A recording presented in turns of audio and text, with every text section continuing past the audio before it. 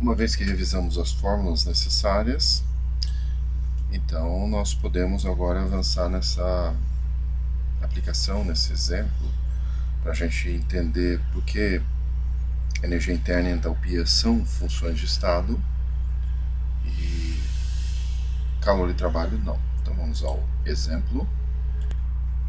Então vamos lá. Uma amostra que consiste em 1 mol de um gás monoatômico perfeito, para o qual a capacidade calorífica molar a volume constante é 3 meios de R, é submetido a um ciclo conforme a figura 1.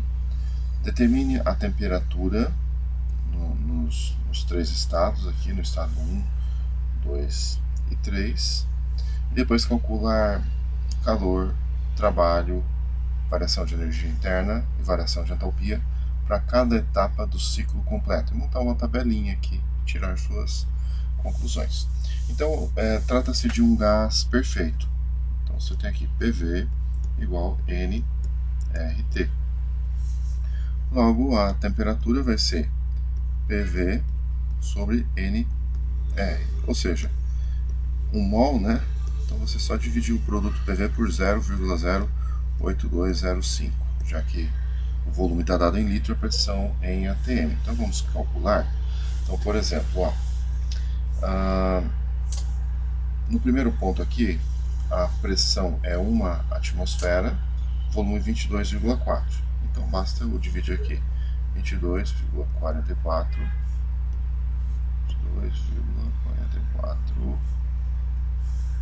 dividido por 0,8205. Isso, 0,8205. Então aqui deu 273,5.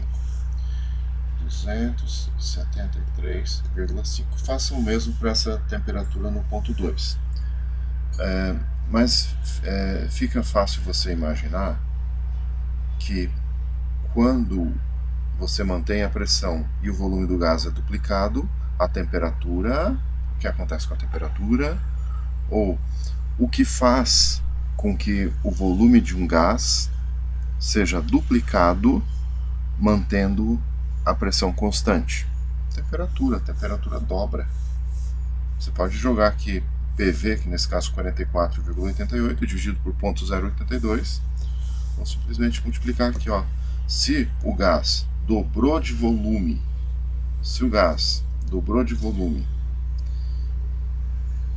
a uma condição de pressão constante, a pressão dobrou. Você estudou a lei dos gases perfeitos? Então aqui deu 547 Kelvin. 547 Kelvin.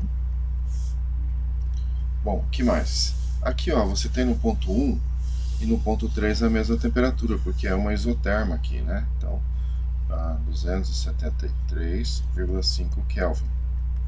Bom, bastaria você simplesmente multiplicar o 44,88, que é volume pela pressão, 1,5, e dividir aqui por 0,082. E aí está calculado. Agora vamos ter que arranjar espaço para montar essa tabelinha. Temos a tabelinha. Então aqui a primeira coluna corresponde à etapa de 1 para 2, de 2 para 3, de 3 para 1.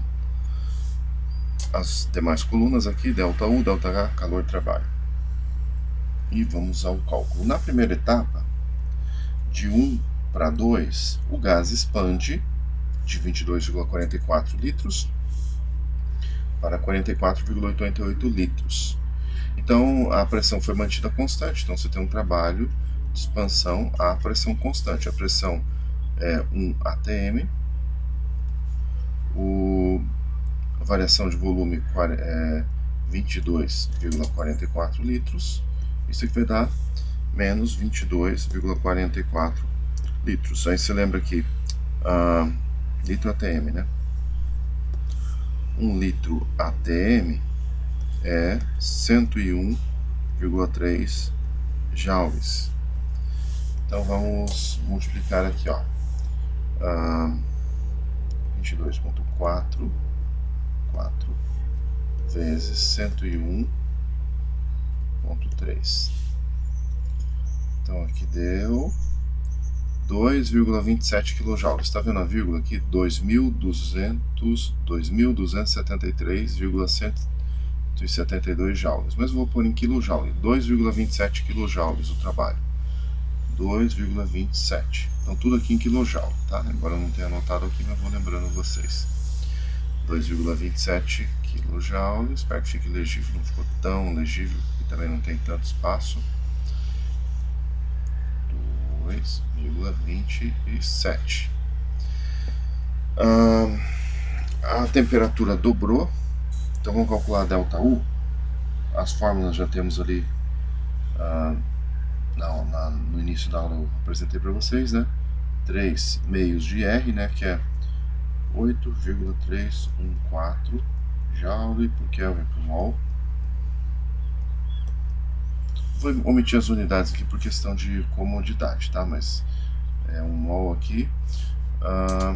A variação de temperatura 547 menos 273,5, 273,5. Então vamos calcular isso aqui. Então 3 meios é 1,5 vezes 8,314 vezes 273,5 igual 3.410,82 joule por mol, ou 3,41. 3,41. Para calcular o ΔH, a fórmula é bem parecida. No início da aula revisamos as fórmulas. ΔH aqui, né? Só que agora se usa CP, que é 5 meios de R. Então, calculando o ΔH e ΔU dependem da variação de temperatura, né? Então, 5 meios é 2,5 vezes 8,314 vezes 273,5. Aqui deu 5.684,7 joules, ou 5,68 quilojoules. 5,68. A pressão constante, o calor vai ser igual ao ΔH, 5,68. Agora, a etapa de 1 para 2, o volume não variou. Se o volume não variou, o trabalho é zero. De 1 para 2, a temperatura caiu a metade. Então a variação de temperatura aqui vai ser menos 273,5. Então aqui nós repetimos esse valor, só que muda. Se você recalcular, você vai ver que vai mudar a única coisa, o sinal.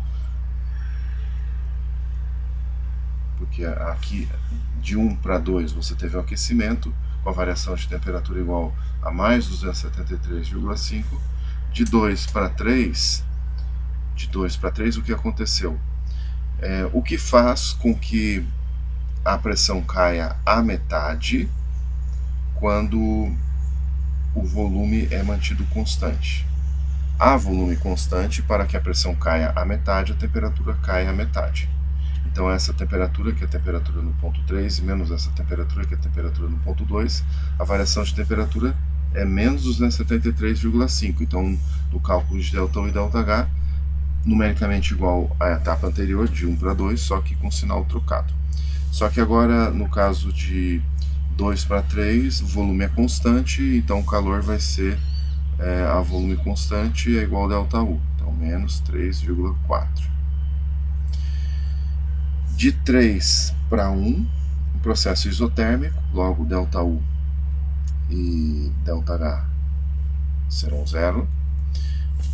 Nós vimos agora há pouco a fórmula para cálculo do trabalho numa expansão isotérmica reversível para um gás perfeito. Nesse caso é uma compressão, mas a fórmula é a mesma. Que vai de 3 para 1, o volume que é a metade, é uma compressão, mas a fórmula é exatamente a mesma. Trabalho igual menos nRT, ln de volume final sobre volume inicial. Então o trabalho vai ser menos 1 mol o R. 8,314 joule por Kelvin por mol. Temperatura 273,5 na isoterma, né? Ln de 22,44 sobre 44,88. Na verdade, isso aqui é o Ln de 0,5, né? Então, vamos resolver aqui, ó. Ln de 0,5, que é um número negativo, vezes 273,5. 273,5, agora eu digitei certo, vezes 8,314. Eu acho que é isso, né? Então aqui deu menos 1,58 kJ. Na verdade mais, né? 1,58 kJ, porque eu não multipliquei por menos 1 nesse sinal aqui da fórmula. E aí, nesse caso, como Q igual a menos W, o calor vai ser menos 1,58. Trabalho 1,58. Então, no final, você tem a variação de energia zero para essa etapa. Somando, para as funções de estado, em que os valores dependem apenas da etapa inicial e final, a soma aqui no ciclo fechado, somando aqui todas as etapas, de modo que o estado inicial é o estado 1, o estado final também é o estado 1. Somando aqui vai ser zero para as funções de estado. E para aquelas que não são funções de estado, não dá zero. Por exemplo, aqui para o calor, dá 5,68 menos 3,4 menos 1,58. Então dá 0,7 kJ ou 700 joules. Para o trabalho, 2,27. Uma coisinha aqui. Foi expansão, que tem um sinal negativo, na verdade. Aqui tem um sinal negativo, que é a expansão. A primeira etapa foi uma expansão, o volume aumentou. Então, menos 2,27 mais 1,58. Então, aqui arredondando, vou arredondar para menos 0,7. Arredondei para menos 0,7. Interessante, né, que o que entra de calor é devolvido para a vizinhança na forma de trabalho. Esse ciclo completo. ΔU e ΔH aqui é zero, porque você tem o estado inicial igual ao estado final, né? E por essa aula acho que já é o suficiente, né?